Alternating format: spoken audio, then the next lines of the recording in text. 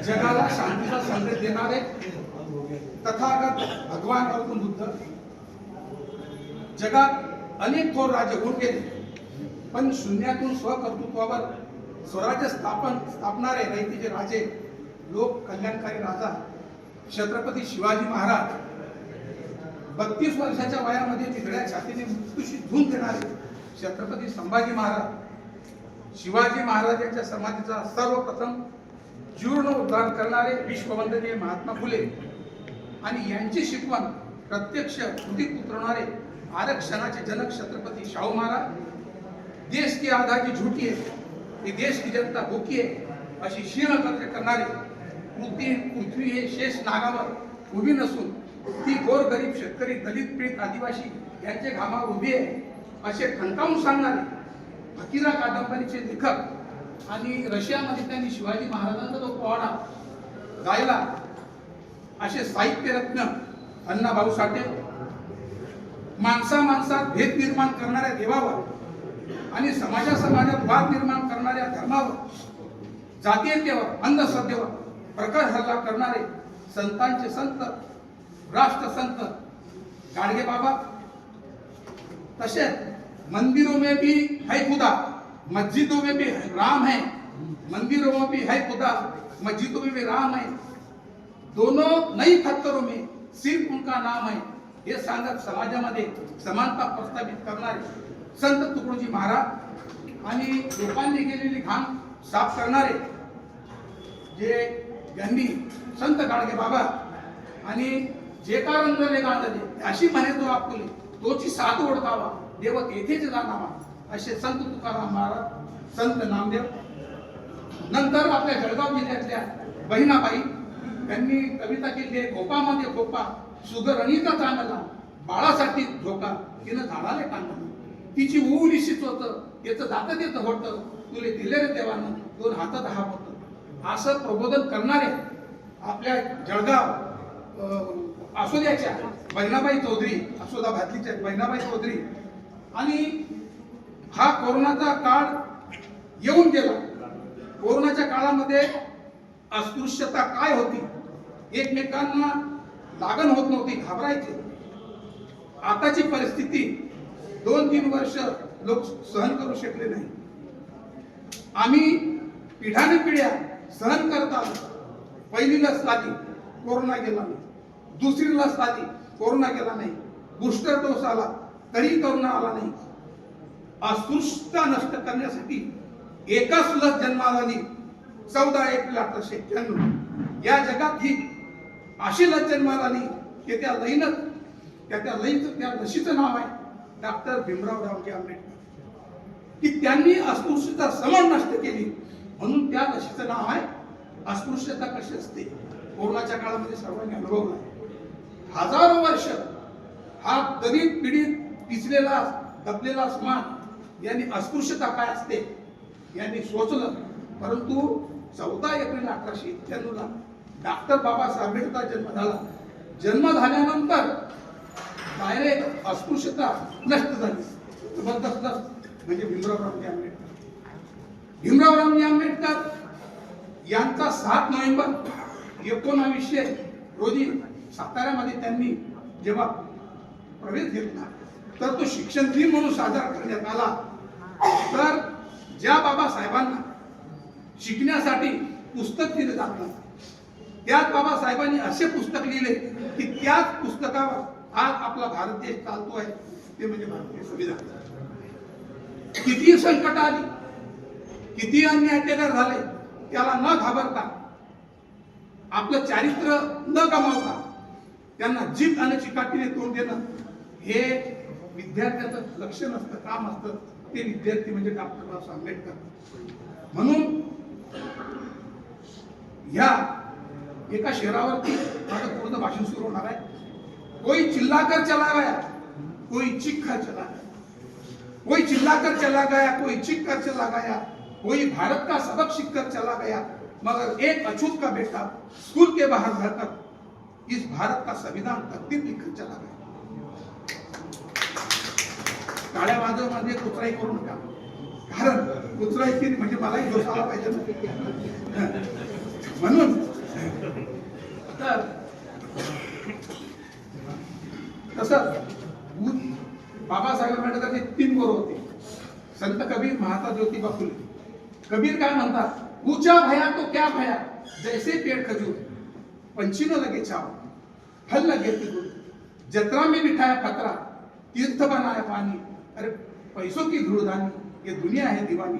असे संत कबीर, संत रविदास, मन चंगा तो कटुती में गंगा असा उपदेश करणारे आणि परिवर्तनाच्या लढ्यात ज्या ज्या महापुरुषांनी भाग घेतला असे महापुरुष आणि या सर्व महापुरुषांचा विचार घटनेत उतरवणारे दलित, पीडित, शोषित, वंचितांचे, अपेक्षितांचे भारतीय घटनेचे शिल्पकार, विश्ववंदनीय, विश्वरत्न, भारतरत्न, बोधिसत्व, कायदेतज्ञ, विद्वान पंडित, समाज सुधारक, इतिहासकार, अर्थतज्ञ, समाजशास्त्रज्ञ, मानसशास्त्रज्ञ, बहुजनांची उद्धार करते, प्रज्ञा सूर्य डॉक्टर भीमराव रामजी आंबेडकर या महानुभावाला कोटी कोटी प्रणाम.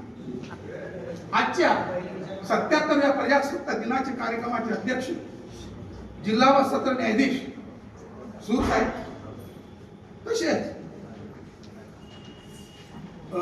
दिवाणी न्यायाधीश वरिष्ठ स्तर धागे साहेब, दुसरे दिवाणी न्यायाधीश वरिष्ठ स्तर कुलकर्णी साहेब, तिसरे दिवाणी न्यायाधीश वरिष्ठ स्तर शेख मॅडम, पत्रे मॅडम, सूर मॅडम आणि दिवाणी किंवा फौजदारी न्यायाधीश पवार साहेब, बागडे साहेब आणि दोघं बारचे अध्यक्ष, तिघं बारचे अध्यक्ष भूषण पाटील, जैन साहेब,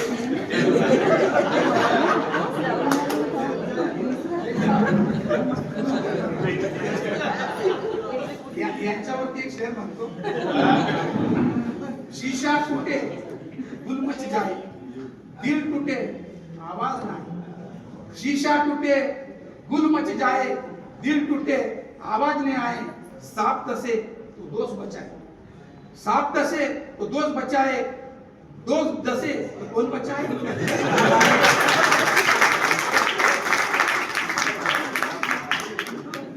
सांप डसे तो दोस्त बचाए और दोस्त डसे तो कौन बचाए. अपने से तो गैर अच्छे, अपने से तो गैर अच्छे, घर का भेदी.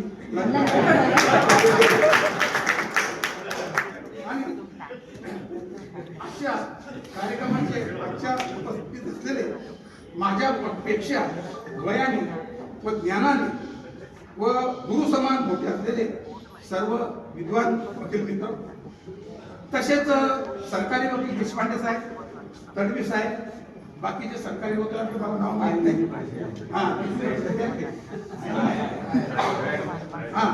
आणि हे सर्व माझे विद्वान वकील मित्रांनो, मला शशिकांत पाटील 80-82 वर्षाचे आहेत. पाटील सर हे मला शिकवायला होते कॉलेजला, मार्कंडला, इंडस्ट्रीला. नेमाडे दादा आहे, आज राठोड वकील दिसत नाही, ते प्रत्येक कार्यक्रमाला येतात.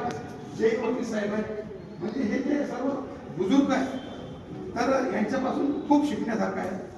आणि म्हणून सांगण्यात तात्पर्य असं की आता आपल्या विषयाकडे वळू. बोर तर झाले ना, बोर झाले तर मला सांगायचं. तर सांगण्यात तात्पर्य असं की पाण्याच्या एका घोटाला तरसलेला विद्यार्थी, अमेरिकेतल्या कोलंबिया विद्यापीठातला सर्वात उत्कृष्ट विद्यार्थी, हा प्रवास साधा सुद्धा प्रवास नाही. सर्वांचे कसं असतं की टाकीचे घाव असल्याशिवाय देव पण येत नाही. नंतर या विद्यार्थ्याने भारतीय संविधानाची मूळ रचना समता, स्वातंत्र्य, बंधुत्व व न्याय यावर केली. म्हणून असे 7/11/90 रोजी यांचा साताऱ्याला प्रताप सिंग या शाळेमध्ये प्रवेश झाला आणि ती एका क्रांतीची नव्या युगाची सुरुवात होती. शाळेबाहेर वर्गात बसून हा शिकणारा विद्यार्थी म्हणजे त्यांचं जे आहे आणि अस्पृश्यता त्यांनी भोगली. त्यावेळेस चातुर्वर्ण होता. चातुर्वर्ण म्हणजे ब्राह्मण, क्षत्रिय, वैश्य आणि शूद्र, आणि चारी वर्णाची सेवा करणारे अतिशूद्र. त्याला म्हणतात अनटचेबल, अस्पृश्य. तर बाबासाहेब आंबेडकरांना विद्यार्थी दशेपासून शाळेत बाहेर बसून झाल्यानंतर त्यांनी अमेरिकेला जाऊन शिक्षण घेऊन संविधान लिहिण्याचा हा जो काळ होता, हा काळ किती हाल अपेक्षा किती त्रास सहन केला. पण त्यांनी साधी जागोजागी अपमान झाल्यानंतर एका पुस्तकात देखील किंवा संविधानामध्ये देखील अशी नोंद केलेली नाही की मला हे लोक छळले. त्याची पुस्तक आहे का, अजिबात छळले नाही. म्हणून या माणसाने जो प्रवास केला तो महत्वाचा आहे. आणि गांधी का जेव्हा सूत्रसंचलन करणारे माणसा सरने बोला, गांधी का आदर जो का कहना था कि संविधान, गांधी का म्हणाले संविधान हमसे नहीं बनेगा, आप ही हमको संविधान बना के दो. अंग्रेजों ने कहा अरे तुम्हारे देश में डॉक्टर आंबेडकर है, जाओ मुझे संविधान बनाओ असं बोललं. आणि तेव्हा नंतर या सर्वांनी आग्रह धरला की बाबासाहेब तुम्ही पाहिजे, त्यांना निवडून आणलं संविधान सभेत. आणि दुसरी महत्वाची गोष्ट, बाबासाहेबांनी जे पुस्तक लिहिलं व्हॉट काँग्रेस अँड गांधी ह्यावरून पुढे वाढण्याचे, हे पुस्तक कोणासाठी लिहिलं? बाबासाहेबांनी आपल्यासाठी नाही, हे पुस्तक इंग्रजांसाठी दिलं होतं. कारण ते इंग्रजांना काय म्हणाले, जिनके भरोसे तुम हमें छोड़ के जा रहे हो, इन्होंने हमारे लिए क्या किया. कारण स्वातंत्र्य मिळाल्यानंतर हे जे चातुर्वर्ण्य होतं, हे जे अस्पृश्य लोक होते, हे अचूक लोक होते, त्यांना शिक्षणासाठी संधी नव्हती. मग आमचं काय होईल, स्वातंत्र्य मिळून जाईल हीच परिस्थिती नाही. त्यांनी म्हटलेलं आहे. आणि बाबासाहेबांनी जेव्हा कोलंबिया विद्यापीठामध्ये डॉक्टरेट PhD घेतली डॉक्टर फिलॉसॉफी, तेव्हा बाबासाहेबांनी सांगितलं there are the 5 problem in the world. First problem the Negro problem in South Africa. Second problem the Jews problem Germany and Israel. These people hate the Jews under the name of religion. Third problem, untouchability in India. भारतामध्ये अस्पृश्यता, त्यांना जे अस्पृश्यतेचे चटके लागले आणि तिथे शिकण्याने गेलं तर तिथे जातीभेद नव्हता. आणि म्हणून बाबासाहेब आंबेडकरांनी 1935 ला येवल्याला घोषणा दिली की हिंदू धर्मात माझं जन्माला आलं माझ्या हक्क नव्हतं, मी हिंदू धर्मात मरणार नाही हे माझ्या हक्क आहे. म्हणजे 35 ला घोषणा दिली आणि 56 ला मरण पावलं. त्यांनी 21 वर्ष इंटरव्ह्यू आणली आणि तेव्हा बौद्ध धर्मात स्वीकार केला. त्याच्यावरती गाणं होतं माझं, अरे भूमीवरल्या धन्य धन्य झाल्या अहो झाली, धन्य धन्य झाली भूमीवरल्या धन्य धन्य झाली. आणि जिथे तात्या टोपे झाले तिथे भीमराव गेले. तात्या टोपीची भूमी होती ती येवला. अरे जिथे तात्या टोपे झाले तिथे भीमराव गेले, अशी मुक्ती घोषणा केली, धन्य धन्य झाली. तर त्यांनी 56 ला दीक्षा घेतली. आता 15 ऑगस्ट म्हणजे काय आणि 26 जानेवारी म्हणजे काय. आता 15 ऑगस्टला थोडक्यात शेख सरांनी सांगितलं की 15 ऑगस्टला ज्या क्रांतिवीरांनी ह्या देशासाठी आपलं बलिदान दिलं ते 15. परंतु 26 जानेवारीला आपण बाबासाहेब आंबेडकर का गुणगान करतो? कारण 15 ऑगस्ट 1947 ते 26 जानेवारी 1950 पर्यंत ह्या देशात कोणत्याही प्रकारची घटना नियमावली नव्हती. आणि म्हणून त्या संविधान सभेमध्ये सुरुवातीला एक महत्वाचा मुद्दा तुम्हाला सांगतो, मी तो काढलेला आहे की आता एक अशी अफवा पसरवली गेली की बी.एन. राव हे खरे भारतीय संविधानाचे निर्माते असा खोटा प्रचार केला जातो बर का. हा बी.एन. राव नावाचा माणूस ICS इंडियन सिव्हिल सर्व्हिस मधील नोकर माणूस होता. म्हणजे केव्हाची गोष्ट आहे, मी 1946 आधी सांगतो. या बी.एन. रावची नियुक्ती सरकारने घटना समितीचे सुरू ऐकायचं म्हणजे हा महत्वाचा मुद्दा क्लिअर करणं गरजेचं आहे. या बी.एन. रावची नियुक्ती सरकारने त्यावेळेच्या घटना समितीचे सल्लागार म्हणून केले. त्या काळातील संधी माणूस होता, यांनी संविधानाचा कच्चा ड्राफ्ट तयार केला होता. डॉक्टर आंबेडकर हे संविधान सभेचे सदस्य होते आणि ड्राफ्टिंग कमिटीचे चेअरमन होते. ड्राफ्टिंग कमिटीचे चेअर असताना डॉक्टर बाबासाहेब आंबेडकरांनी स्वतः आपल्या 25 नोव्हेंबर 1949च्या भाषणामध्ये स्वतः सांगितले की हा BN राव नावाचा माणूस आहे, त्याचे देखील आभार मानतो स्वतः बाबासाहेब. का? कारण त्याने देखील संविधानाचा कच्चा ड्राफ्ट सुद्धा तयार करण्यामध्ये त्यांचे देखील योगदान आहे, अंशतः काही प्रमाणात. डॉक्टर आंबेडकरांनी म्हटलेलं होतं, त्याच्यानंतर BN रावने या संविधान सभेवर या संविधानावर चर्चाही केली नाही. उच्चवर्णीय माणसे अधूनमधून डोकोबा काढत असतात की डॉक्टर आंबेडकर हे घटने शिल्पकार आहेत, पण सर्वांना जग जे आहे ते संविधान कोण लिहिले. सांगण्यात तात्पर्य कसं की जो ड्राफ्ट तयार केला तो 1946 साली आपल्या गुगलवरती लाईन आहे. तर BN राव यांनी आउटलाईन म्हणजे भारताची फाळणी 3 विभागात केली होती. कशी? तर आजची व्यवस्था स्वीकारणार होती का ती नाही. तर 3 विभागणी कोणती? इंडिया फेडरेशन, दुसरं पाकिस्तान फेडरेशन, तिसरं ट्रायबल एरिया म्हणजे आदिवासीचे जे झोन आहेत त्या संदर्भात, आणि दळणवळणाची 12 कलमी. त्या अनुषंगाने यांनी हा ड्राफ्ट तयार केला. त्यानंतर 1927 मध्ये जेव्हा भारतामध्ये सायमन कमिशन आलं तेव्हा नेहरू रिपोर्ट आला, त्यांनी देखील ड्राफ्ट तयार केला. म्हणजे बघा, घटना समितीच्या आधीचे ड्राफ्ट तयार केला. 1937ला 27ला नेहरू रिपोर्ट असा आला की 3 गोलमेज परिषद लादले गेले सायमन कमिशन आल्यानंतर. जेव्हा सायमन कमिशन भारतात आलं, ते कमिशन याच्यासाठी होतं की भारतामध्ये दलित, पीडित, OBC, इतर मागासलेले त्यांची संख्या किती आहे तुम्ही आम्हाला सांगा. ते 1930ला गोलमेज परिषद, 1931ला गोलमेज परिषद आणि 1932ला तर त्या गोलमेज परिषदेमध्ये महात्मा गांधी, बॅरिस्टर जिना, बाबासाहेब 45 मिनिट बोलले. त्यावेळेस पंचम जवाहरलाल होता, मॅकडोनाल्डचे होता अध्यक्ष. तर जेव्हा बाबासाहेब भाषणाला उभे राहिले तर त्या राऊंड टेबल कॉन्फरन्सने बाबासाहेबांचं भाषण ऐकून पंचम जवाहरलाल एवढा भारावून गेला की घंटी वाजत सुटली. तर त्यांनी भारतातले दलित लोकांचे समस्या या 45 मिनिट बोलले.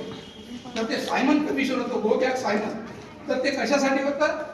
OBC, SC, ST, NT लोकांच्या समस्यासाठी. तेव्हा मग पुन्हा पॅक्ट झाला, कम्युनल आवार झाला, हा इतिहास आहे.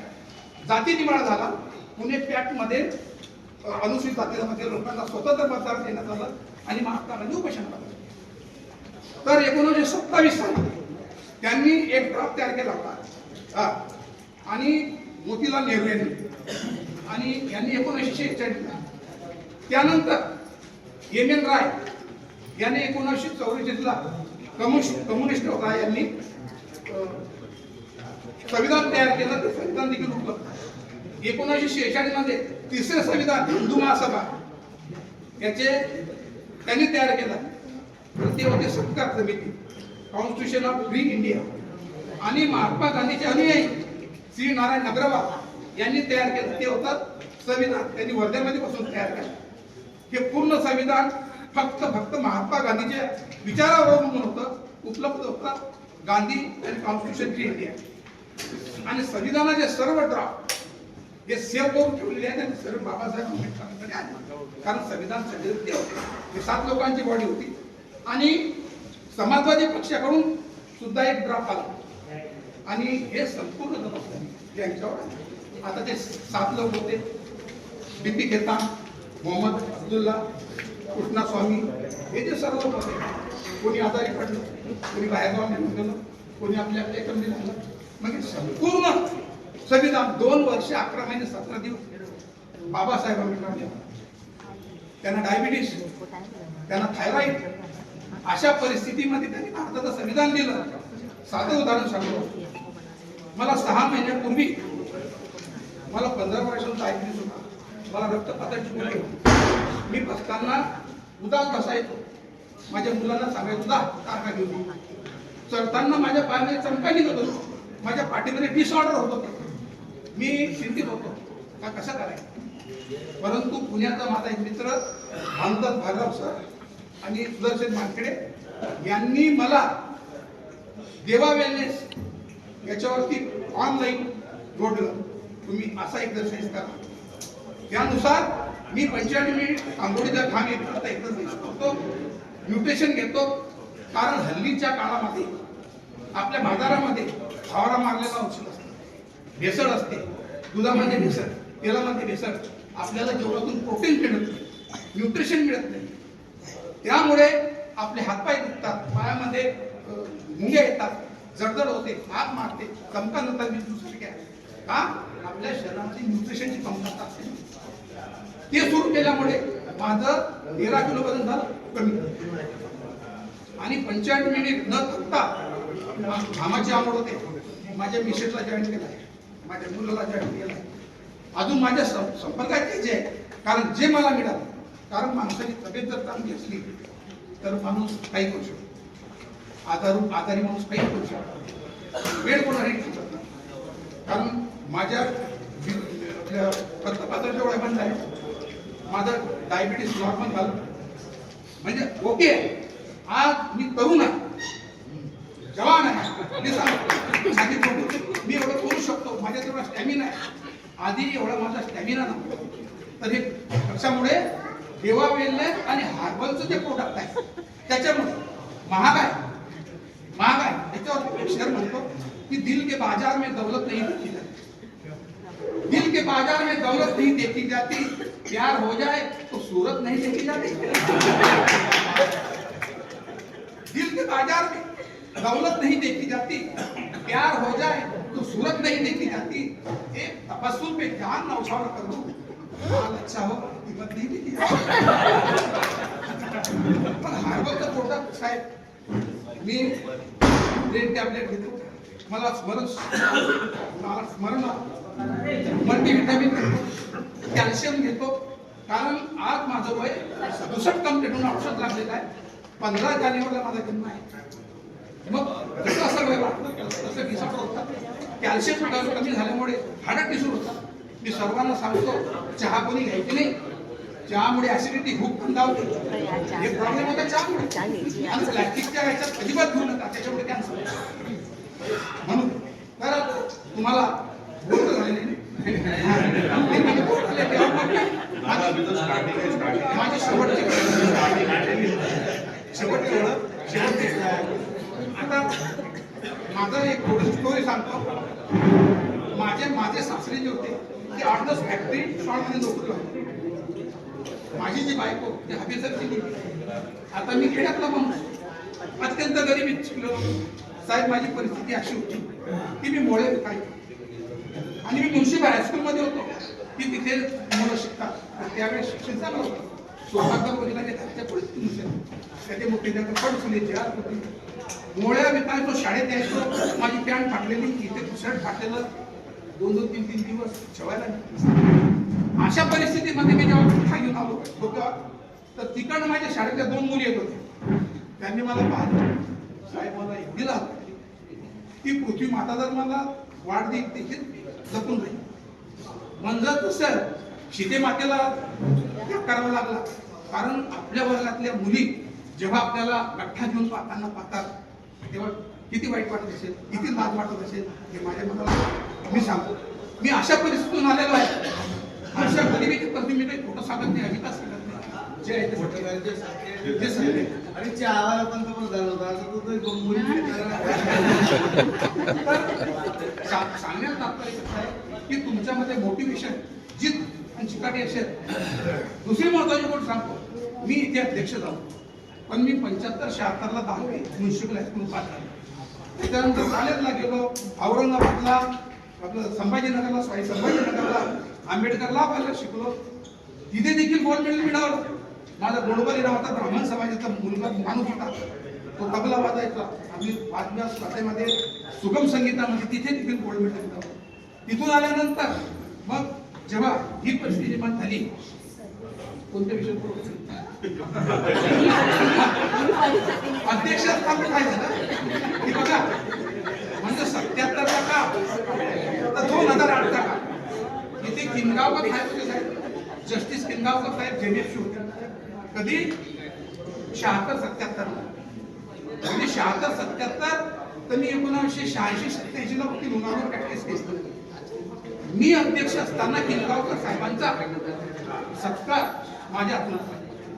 म्हणजे काळ कसा बघा कसा आहे. जेव्हा किनगावकर साहेब गेले मॅजिस्ट्रेट होते तेव्हा मी 10वीच्या करतो, परंतु कॉलेजचं लाईफ, लॉचं लाईफ, पुन्हा प्रॅक्टिस लाईफ आणि या सर्व वकील लोकांनी मला 10 वर्षासाठी अध्यक्ष केले. 10 वर्षासाठी. आणि मी ते करून दाखवतो, कारण इथे एडीपी नव्हतं. जा इकडे जा तिकडे जा, खूप पाठलाग केला. आणि दुसरी गोष्ट लोकांनी साथ दिली शेषन आला नसतं. आता आमच्या बारचे 3-3 शाळा तुम्ही स्वार्थ हे बघा, हे अध्यक्षपद का काही पार्लमेंट सारखे म्हणतात. जसं पार्लमेंट आमचं पार्लमेंट याने एक बार काढली की मी दुसरी बार आमची सभा तिसरी. आता काही लोक तुम्ही असं करा, 10 वर्ष अध्यक्ष तुम्ही खूप चांगलं काम केलं, शिक्षण तुम्ही अध्यक्ष मी 14 वाटतो.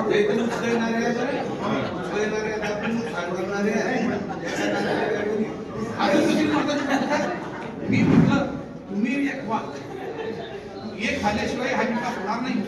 जो अध्यक्ष येतो तो कोर्टाच्या कारभारावर बघतो. आणि प्रश्न कसा आहे की भीतीचं वातावरण निर्माण, हे जजेस लोक बिचारे आत्महत्या झाले, त्यांना मुलं बाळ आहे, कंप्लेंट केली घाबरतात. साहजिक आहे ना. अहो मी साहेब इथे अध्यक्ष असताना इथे एवढे कार्यक्रम होते, मी सुद्धा झलकवली नाही. मी मराठीमध्ये गाणं, तू मन कवडी मी साधा भादा गडी मन कवडी, एन्जॉय केला की नाही. तू मन कवडी मी साधा भादा गडी, तू मन कवडी मी साधा भादा गडी.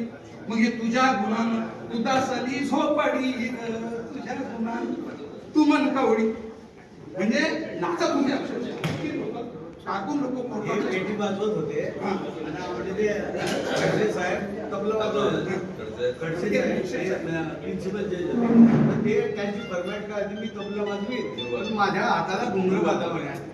ते घुंगरं म्हणजे हे पेटी वाजवायचं तबला इतकं मोकळं वातावरण होतं. पण आता प्रकृती आणि विकृती आली आहे, त्याच्यामुळे आता कोण कसा आहे स्वभावाचा हे समजत नाही.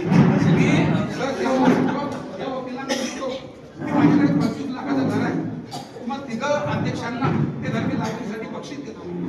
परंतु माझी एक घट आहे, मी त्या घरावर 25 लाखाचं कर्ज काढतो.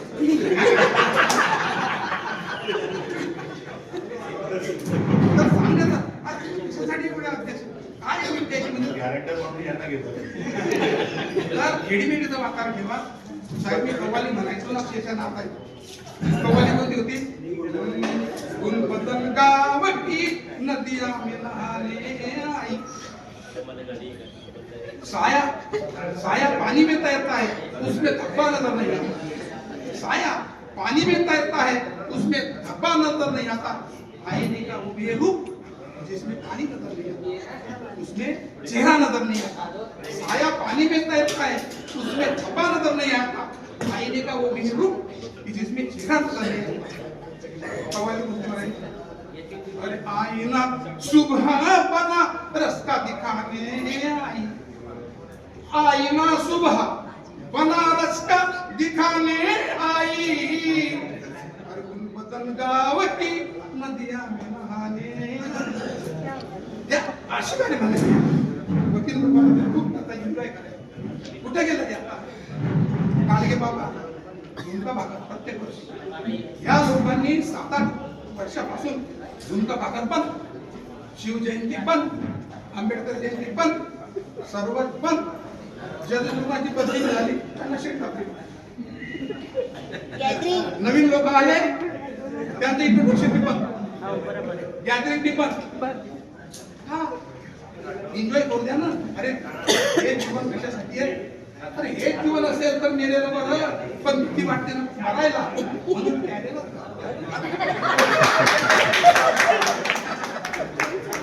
हे जीवन असेल तर मेलेलं बरं, पण भीती वाटते ना मरायला, म्हणून प्यारेला. पिऊन पिऊन हा हे झाला खरा प्यारेच आहे. आणि माझ्या देशात सरलं जीवन सरलं आयुष्य स्वर्गातून सरलं जीवन सरलं आयुष्य स्वर्गातून देवदूताला मी म्हटलं त्या आणि देवतेने शेवटचा त्या अत्तर फुल गुलाब यांनी ताटी माझी सत्ता तिरडी अत्तर फुल गुलाब यांनी ताटी माझी सत्ता उधळायची फुले मात्र दारूत उधळायची फुले मात्र दारूत अंतयात्रेवरती माझ्या सर्वचे सर्व प्यालेलं असावे अंतयात्रेवरती माझ्या सर्वचे सर्व प्यालेलं असावे संगतीला असले 4 खांदे ते मात्र शुद्धीत नसावे ते बी प्यायला पाहिजे असती माझ्या दारू पिशवे तेव्हाच कावळा माझे खांदे असतो लोक म्हणतात चंद्रावरती जाण्याकरता लागतात वर्ष हजार चलट 2 पावशे दारू आणि 1 4 हे शेख जरा मस्जिद को इलाके दे शेख जरा मस्जिद को इलाके दे नहीं हिलती मेरे पास आ जरा सी पीके दे फिर मस्जिद को हिलते तर अशी परिस्थिती आहे तर सांगण्यात तात्पर्य असं की बाबासाहेब आंबेडकरांनी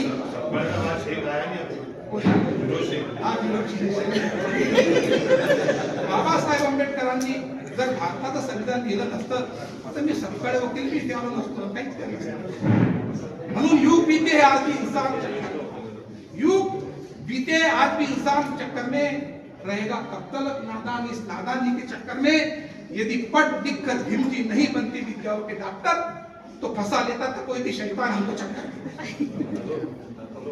कलम की नोक से करते थे वो बुद्धि का ऑपरेशन कलम की नोक से करते थे वो बुद्धि का ऑपरेशन और करिश्मा देख कर पड़ गई विद्वान चक्कर असा विद्वान माणूस होता आणि ते सांगतात की यांनी संविधान दिलं नाही तर म्हणजे दुःख या गोष्टी वाटतं की तुम्ही डिबेट ऐका ना 25 नोव्हेंबरला बाबासाहेब आंबेडकरांनी जे भाषण केलं 7,335 सूचना होत्या 3,000 सूचनांना बाबासाहेब आंबेडकरांनी उत्तर दिली आणि तेव्हा घटना समिती 26 नोव्हेंबर 1949 सुपूर्द केली ह्या तेव्हा डॉक्टर राजेंद्र प्रसाद यांनी स्वीकृत केली आणि 26 जानेवारी 1950 तेव्हा काय त्याला हे कोणी चालत असेल आणि आज बाबासाहेब आंबेडकर त्या समितीमध्ये नसते तर SC ST OBC मागासलेले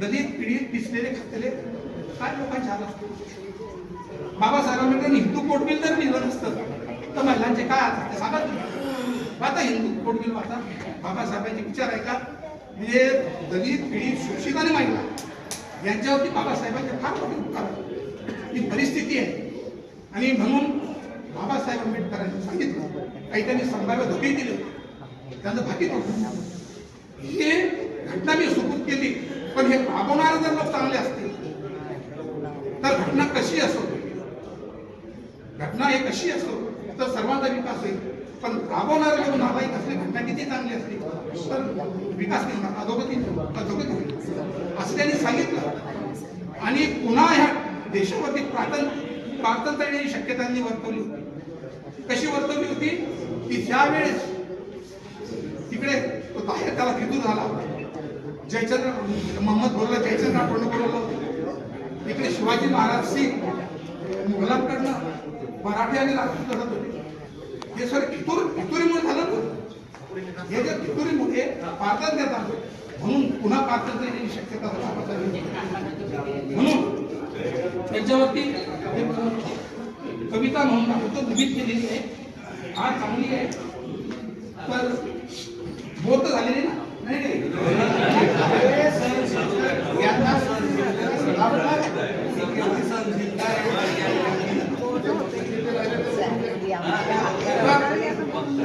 मित्रांनो मला सांगायचं आहे की 26 जानेवारी म्हणजे इतिहासातील सोनेरी दिवस आहे हा देश जाती एकेच्या विख्यात अडकलेला होता अज्ञानाच्या अंधारात खितपत पडलेला होता गुलामगिरीच्या बंधकात ढकललेला होता तो समाज अस्पृश्य म्हणून हिणवला जात होता त्या समाजातील एक व्यक्ती भारतीय राज्यघटनेशी शिल्पकार ठरली म्हणून जिनके बाप दादा सुनो सुनो शेख साहब यादव साहब अभी सुनो बहुत बढ़िया पाया देशपांडे साहेब तुम्ही बी ऐका कारण सर्व ज्या विद्यार्थ्याला जिनके बाप दादा हजारों साल में ये साबित करते करते मर गए जिनके बाप दादा हजारों साल में ये साबित करते करते मर गए पृथ्वी शेषनाग के सर पर टिकी है पृथ्वी शेषनाग के सर पर टिकी है अब वो साबित करना चाहते चले हैं कि संविधान बी एन राव जी ने लिखा अभी वो साबित करना चले हैं कि संविधान बी एन राव ने बी एन राव जी ने लिखा है अशी परिस्थिती आहे ऑल दॅट इज द युद्ध चमकण्यावाली घरची सुद्धा नाही म्हणून सांगण्याचा उद्देश की लोकशाहीचे दोन शत्रू आहेत एक हुकुमशाही आणि माणसात भेद करणारी संस्कृती आता ही किती वाईट गोष्ट असते गुलामीपेक्षाही वाईट असते आणि मनुस्मृती आणि संविधानाला फरक जाती धर्माला डोक्यावर घेणाऱ्या माणसाला जाती धर्माला डोक्यावर घेणाऱ्या माणसाला धर्माने मात्र मनुस्मृतीच्या नावाखाली पायाखाली तुडवले जाती धर्माला डोक्यावर घेणाऱ्या माणसाला धर्माने मात्र मनुस्मृतीच्या नावाखाली पायाखाली तुडवण्याचे काम केले अशा पायाखालच्या माणसाला भारतीय संविधानाने डोक्यावर घेण्याचे काम केले म्हणजे कसं बाशी कुशीचे खाणारे झाले न्यायदान देणारे ज्यांना खायला भेटत नव्हतं आम्ही छटाक म्हणजे संभाजीनगरला पानचक्की छावणीला जायचो आम्हाला इन्स्टॉलमेंट मिळायचा आम्ही तिथे छटाक म्हणजे काय करून अभ्यास करायचो बाशी कुशी खाणारे झाले न्यायदान देणारे एका पाटलाला घेणारे झाले हे सर्व बाबासाहेब आंबेडकर की समजलं पाहिजे आता आमची शेती आता कोर्टामध्ये आपण सर्व साहेब आहेत इकडे स्टेनो इकडे साहेब जजमेंट भेटतात मग स्टेनोला जजमेंट टाईप केलं म्हणून त्यांना संविधान दिलं म्हणजे संविधान त्याने दिले का क्लर्कने स्टेनोने माणसं साहेबाला पाठवून क्रिकेटची टीम असते त्याच्यामध्ये मी क्रिकेटर असतो विभाग असतो तुम्ही कॅच करणार असतो पण गोल्ड मेडल शील्ड कोण घेण्याचे जातात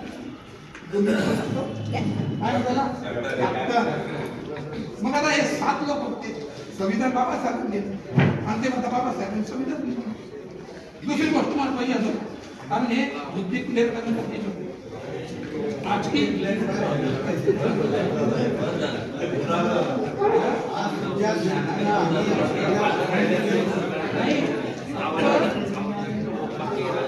एक मुद्दा असा राहिला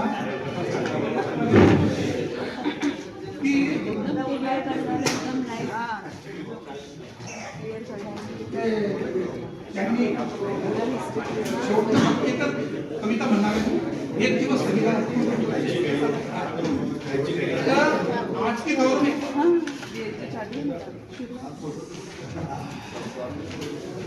पण त्याच्या आधी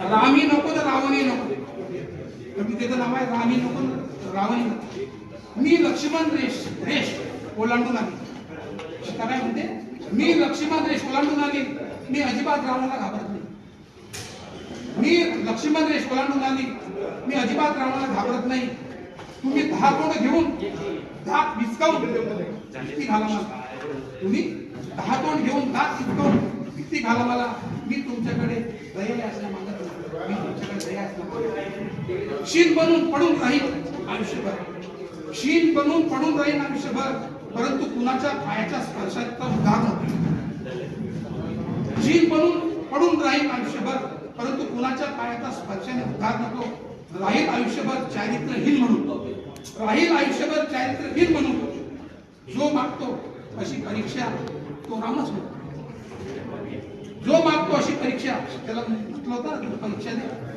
मग ती स्वतः तिथे परीक्षा घ्यायची म्हणून असं राम काय रावण काय शेजारी दोघेही पुरुष राम काय आणि रावण काय शेवटी दोघेही पुरुष एक बाईला एकटी पाहून उचलून येतो एक बाईला पाहून एकटी उचलून येतो आणि दुसरा त्याला हरवून बाईला जिंकून घेतो बाईच्या आडून तुम्ही सिद्ध करता तुमचे कर्तृत्व, बाईच्या आडून तुम्ही सिद्ध करता तुमचे कर्तृत्व. बाईचा मात्र खेळ, बाईचा मात्र खेळ. एक रावण मारला म्हणून काय जल्लोष करता, एक रावण मारला म्हणून काय जल्लोष करता. अरे इथे गल्लोगल्ली रोज किती तोंडाचे रावण फिरतात, इथे गल्लोगल्ली रोज किती तोंडाचे रावण फिरतात. म्हणे सीता हरणाच्या मोहात पडली म्हणून रावण उतरले, म्हणे सीता हरणाच्या मोहात पडली म्हणून रावण उतरू देते. मुळात बाईला तिची सीमा आखून द्यायची असते. जंगल काय आणि घर काय, बाई कुठे सुरक्षित असते. जंगल काय आणि घर काय, बाई कुठे सुरक्षित असते. अहिलेने म्हणे बेविचार केला म्हणून तिला शीड बनवलं, अहिलेने म्हणे बेविचार केला म्हणून तिला शीड बनवलं, शाप दिला. अहो ज्याने रूप बदलवून धोका दिला त्या इंद्राला का नाही घटला दाखल केला, का नाही त्याच्यावर गुन्हा दाखल केला. इंद्राला तो इंद्राचा होता ना, पण द्यायला पाहिजे ना 4 लोकांसमोर शिक्षा. आपल्या प्रेमाची कबुली देणाऱ्या शुपर्णखेचे नाक, आपल्या प्रेमाची कबुली देणाऱ्या शुपर्णखेचे नाक कापले, कबूल केलं, मग त्यांनी तिचे नाक कापले. आणि आशीर्वाद म्हणून कित्येक कुमारिकांना, आशीर्वाद म्हणून कित्येक कुमारिकांचे शीलहरण करणाऱ्या तपस्वींचे का नाही तुम्ही हात छाडले, का नाही तुम्ही शीलहरण करणाऱ्या तपस्वीचे का नाही हात छाडले. बाईच्या भोवती, बाईच्या देहाभोवती म्हणत राहतात साऱ्या कृती पुरा, साऱ्या नैतिकता. पण ज्या बायकांनी सोसले तुमचे किडसवाणी आहेत त्याच्यात, तुम्ही त्यांच्याच गाथा राहता. तुम्ही नसलेलं कुभाण जाळून एक नवीन गाथा लिहायची, तुम्ही नसलेले कुभाण जाळून एक नवीन गाथा लिहायची आहे. आता मलाही तुम्हाला एक लक्ष्मण रेषा आखून द्यायची आहे, आता मलाही एक लक्ष्मण रेषा आखून द्यायची. हे सर्व मुद्द्यांसाठी. आणि दुसरी एक महत्वाचं कॉम्बिनेशन सांगतो. ऑक्सफर्ड विद्यापीठामध्ये फेनी ब्राउन नावाची मुलगी, हे बाबासाहेबांनी एकतर्फी फेडलं. ऑक्सफर्ड विद्यापीठ एकतर्फी फेडलं बाबासाहेबांच्या फॅमिली. ते एक दिवशी बाबासाहेबांना एकांतात काढते आणि ते म्हणते, बे दिवशी mister Ambedkar, I love you, I want a son like you, from you. Babasaheb आवाज खाली. बाबासाहेब म्हणाले, हिनी मग तुला माझ्यासारखाच मुलगा होईल असं मी वाई देत नाही, परंतु तू मलाच मुलगा म्हण. हे बाबासाहेबांनी. तर बाबासाहेबांनी हे विचार करून घेतले, जेव्हा शिवाजी महाराजचे सरदार कल्याणचा खजिना लुटून जेव्हा शिवाजी महाराजांकडे आणलं, ते सुंदर होती, तिथले सुभेदार सुंदर, जेव्हा आणलं तिला मेहनत बसून शिवाजी महाराज वरती बसले होते, जिजाबाई इथे होत्या बसलेल्या. आणल्यानंतर शिवाजी महाराज बसून अति सुंदर, अति सुंदर. जिजाबाई घाबरायची, बाबा असं याला काय झालं सुंदर सुंदर. पण जेव्हा तिला जवळ आणली, आल्यानंतर शिवाजी महाराज सांगितलं, जर तू इतकी सुंदर आहे, मी जर तुझ्या पोटी जन्माला आला असतो, मी देखील तुझ्यासारखा सुंदर झालो. तिला साडी चोडीला नंतर दिला. शिवाजी महाराज बाबासाहेबांना हे सांगितलं. आणि बाबासाहेबांना संविधान लिहिताना देखील सांगितलं की शिवाजी महाराजांचं माझ्याकडे सर्व ओळखीवर असल्यामुळे संविधान लिहिताना मला त्रास झाला. मित्रांनो, समता, स्वातंत्र्य, बंधुत्व ह्या ज्या गोष्टी आहेत, ह्या एकतामधील ऋण. इथे समता आहे म्हणून आपण सर्व धर्माचे लोक, बंधुत्व आहे म्हणून आपण आपल्याला एकमेकाचे विचार देवाण घेऊन, म्हणजे समता आहे, स्वातंत्र्य आहे, बंधुत्व आहे म्हणून आपण हा सविकेंद्र कार्य करतो. तर या ठिकाणी विषमता असते तर आपण आलो नाही आलो. म्हणून एखादा माणूस आपला स्वाभिमान विकून कृतज्ञ व्यक्त करत नाही. एखादी व्यक्ती त्याचं स्वातंत्र्य देऊन कृतज्ञ व्यक्त करते. एखादी स्त्री आपलं शिर विकून कृतज्ञ व्यक्त करते. म्हणून छिन्न विछिन्न झालेला घर एकाही कोल्याप्स होतं. म्हणून छिन्न विछिन्न आपला झालेला भाग याच्यामध्ये 3 अध्यक्ष आहेत. हा केव्हाही कोणी असू चिन्ह विचार कोणाला तोंड निघत कोणाचं तोंड निघत आधी असं होतं का दादा असं होतं सर सपकाळ वकील जे करतील पूर्व दिशा आणि माझा जो बोर होता माझा जो माइंडसेट घालून